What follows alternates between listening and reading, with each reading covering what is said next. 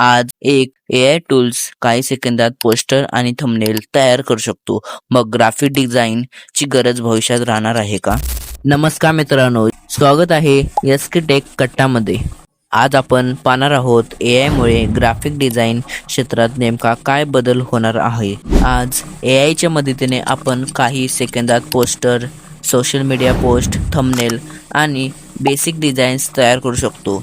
म्हणजेच बेसिक आणि रिपिटेटिव्ह काम AI मुळे खूप वेगाने होऊ शकतात असं अजिबात नाही. क्लायंटला नेमकं काय हवं आहे हे समजून घेणं, क्रिएटिव्ह आयडिया देणं, ब्रँडचा स्टाईल तयार करणं आणि योग्य डिसिजन घेणं यासाठी माणसाची क्रिएटिव्हिटी आणि अंडरस्टँडिंग अजूनही महत्त्वाची आहे.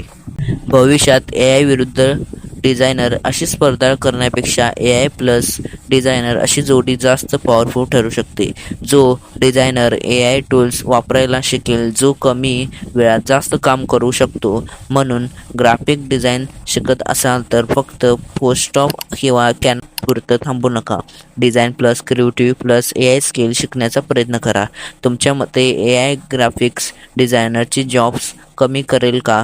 कमेंटमध्ये येस किंवा नो लिहा. अशाच भन्नाट टेक कंटेंटसाठी SK टेक कट्टाला सबस्क्राईब करा.